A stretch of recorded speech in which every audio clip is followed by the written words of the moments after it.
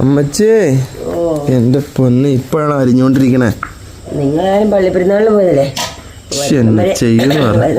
അത്ര ആവൂലേ?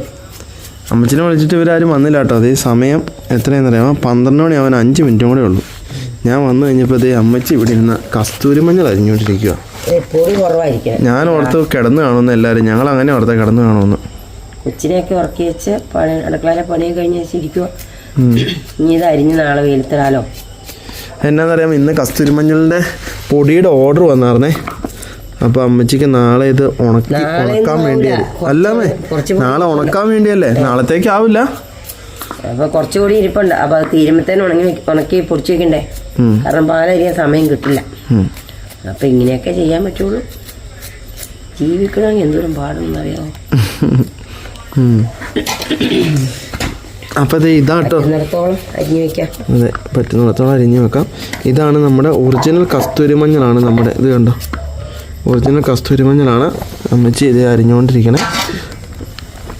കസ്തൂരി മഞ്ഞളിൻ്റെ ഗുണങ്ങൾ നമ്മൾ പറയേണ്ട കാര്യമില്ല, എല്ലാവർക്കും അറിയാലേ. അതെ, പൊടി തേക്കുന്നവര് മുഖത്തെ കുത്തി കട്ടി പിടിപ്പിച്ച് തേക്കണ്ട കേട്ടോ. നേർപ്പിച്ച് തൈരിലോ പാലിലോ പനിനീരിലോ കുഴച്ച തേക്കാവുള്ളേ. ഒറ്റയടിക്ക് തേക്കരുത്. അത് നേർപ്പിച്ച് പൊത്തി ഒന്നും വെക്കണ്ട കേട്ടോ. കുറേശ്ശെ ചില ആൾക്കാർ കൊണ്ടിട്ട് ഡയറക്റ്റ് ആയിട്ട് അപ്ലൈ ചെയ്തൊന്നും ഇങ്ങനൊരു ഇത് കിട്ടിയില്ല. അതുകൊണ്ടാണ് ഞാൻ കസ്തൂരി മേടിക്കുന്നവർക്ക് അതിൻ്റെ പൊടിയെ പറ്റി അറിയാലോ, അതോർത്തൊന്നും പറയാത്ത.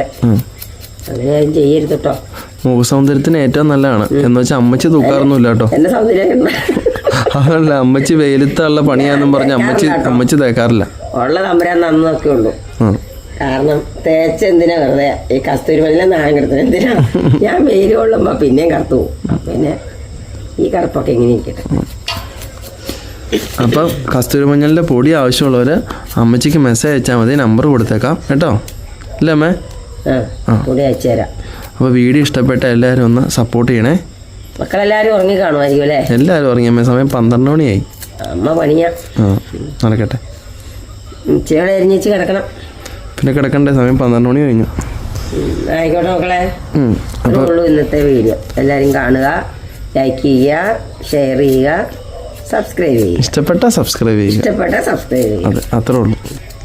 അപ്പം ശരി. അമ്മേനെ ഇഷ്ടപ്പെട്ടാലേ അമ്മയുടെ വീഡിയോയും എൻ്റെ മക്കളോടെല്ലാവരോടും പറയണു. അപ്പോൾ ഓക്കെ അമ്മേ. ഓക്കെ, എത്രേ ഉള്ളൂ. ശരി.